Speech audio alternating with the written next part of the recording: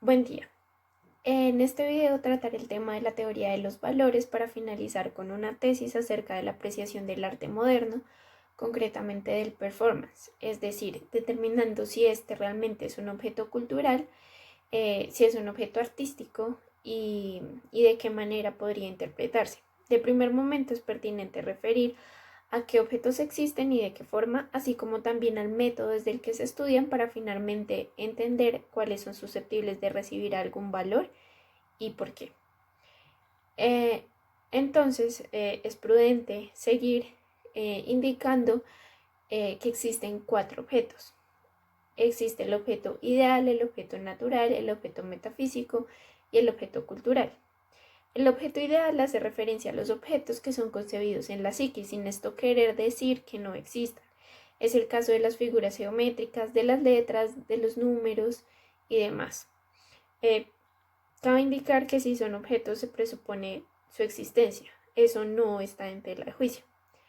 El objeto natural son todos los aconteceres naturales como la lluvia, el aire, los terremotos y demás.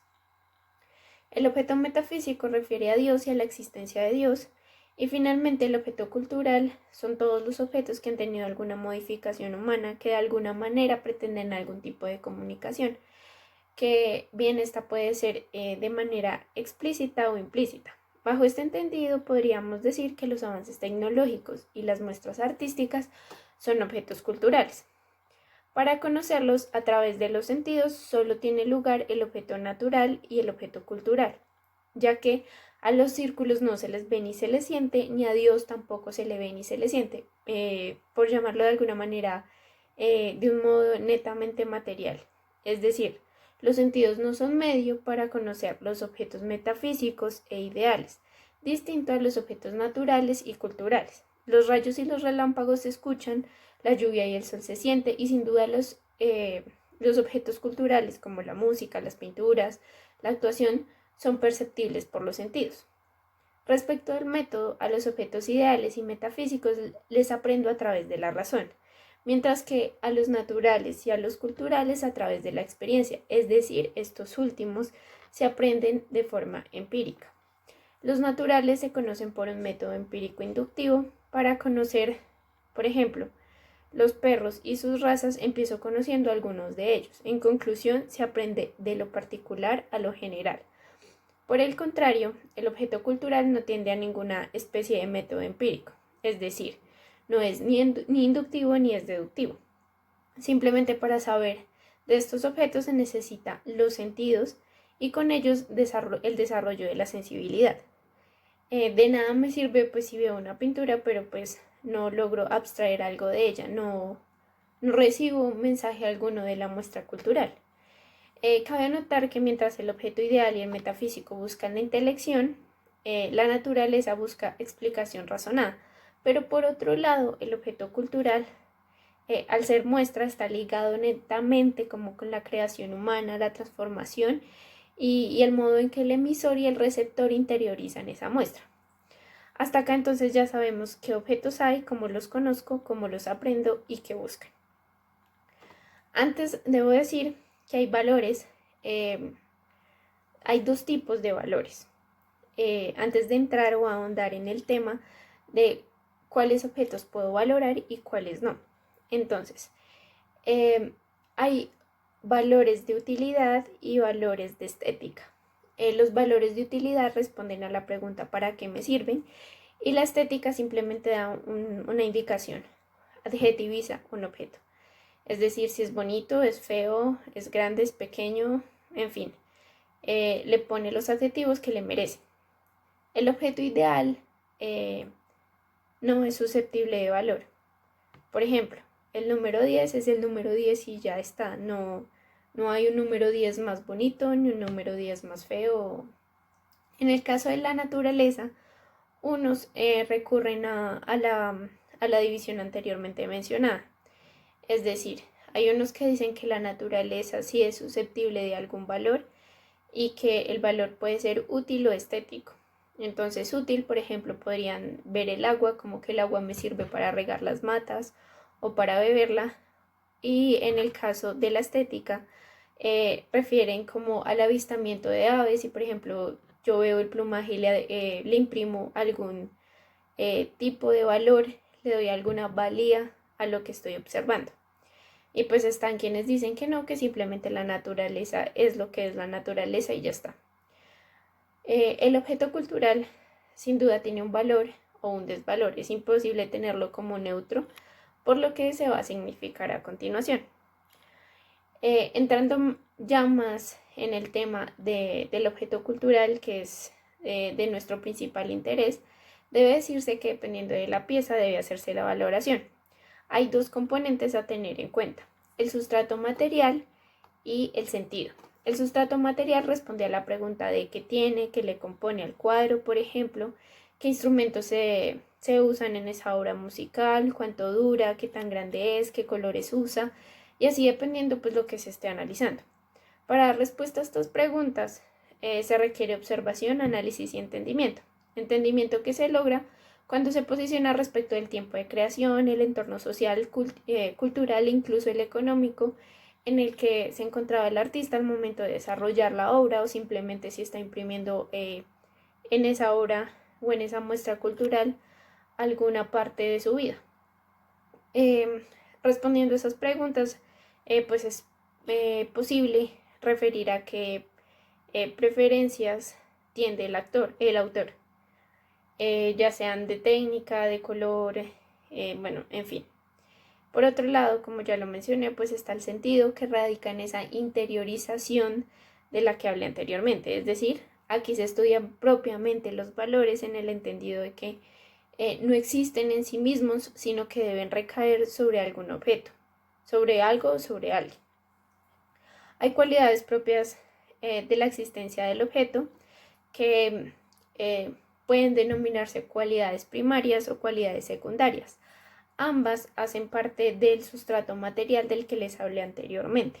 Las cualidades primarias son propias de la existencia del objeto, como ya lo mencioné, y responden a criterios objetivos como el tamaño, el largo, el ancho. Las cualidades secundarias responden al color, al sabor, y finalmente está el valor, la cualidad terciaria, que refiere al sentido que ya indicamos también anteriormente. Esa cualidad terciaria refiere a cómo interioriza el receptor la obra que está a su consideración. A fin de dar desarrollo a la tesis que planteé al inicio, es debido indicar lo que es el performance para finalmente determinar primero si, una vez entendiéndolo, es susceptible de valor, y segundo, si puede concebirse como objeto cultural. Socialmente, el arte del performance es vanguardista, es arte moderno y contemporáneo. Performance es una acción que incluye al performer o al creador y a otros que éste incluya, en donde también se pueden tener distintos sujetos, objetos como perros, gatos, pinturas, alimentos, mejor dicho, lo que el performance considere que debe tener en esa escena. En estas obras el grupo receptor no tiene parte, hay un guión y se hace como se sabe a ciencia cierta cómo empieza y cómo termina la escena. Esto a diferencia del happening, que el happening es otra corriente semejante, pero en la que se sabe cómo empieza pero no termina, por lo que el grupo receptor o el público sí tienen partido dentro de esa escena. Entonces, dependiendo de la participación del público es que se va desarrollando la obra. El performance es un género y hoy se debate entre si es o no arte. Unas de las muestras más discutidas al respecto son aquellas en las que se hace uso del cuerpo, ya que este es el principal elemento en estas muestras, que de momento no denominaré artísticas. El cuerpo es el lienzo y el lugar de trabajo, el lugar en el que se puede experimentar todo. El cuerpo se pone al límite frente a otros a fin de generarles sensaciones. Ver cuánto dolor e incluso cuánta vergüenza se puede llegar a soportar.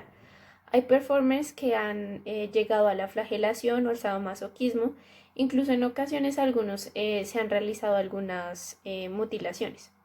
Todo esto para indicar que el cuerpo es mero elemento y debe ser usado como un medio de manifestación ante las dolencias y las congojas del hombre moderno y la obligación de soportar las presiones sociales y del sistema. Un performance sería como por ejemplo los que les voy a mostrar a continuación.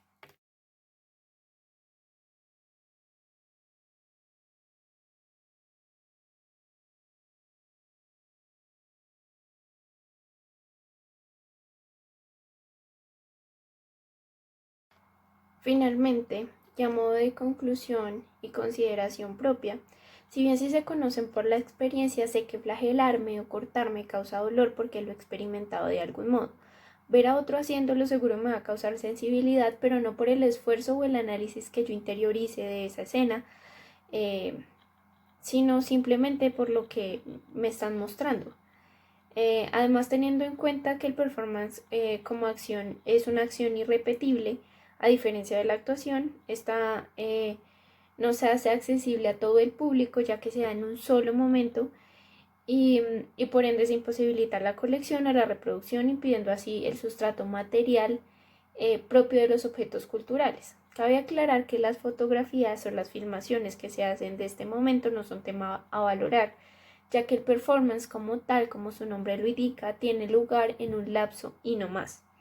La sustancia a valorar es el rato en el que éste se desarrolla. Está lejano de ser arte, para su realización no hace falta tener algún tipo de talento, entonces más bien ese performance no como arte podría ocupar el lugar o encontrarse dentro de un movimiento que se llama el amparte. En ese entendido, todos pues podríamos hacer amparte o toda la acción humana es amparte, solo que algunos lo hacen de manera consciente y otros de manera inconsciente. Los que lo hacen de manera consciente simplemente quieren como que cualquier acción humana sea considerada arte, pero pues finalmente no es posible esto. Si bien sí es una acción humana, la recepción a propia consideración la ubicaría en un objeto natural, entendiendo al humano como hombre y no como creador artístico. El dolor hace parte de la naturaleza, la arista de la manifestación, como ya lo mencioné, el cuerpo es usado como manifestación de poder separarse de la acción, sí podría entenderse como un objeto cultural. Sin embargo, en este caso, eh, creo que prima más el dolor que la muestra como tal referida a una manifestación.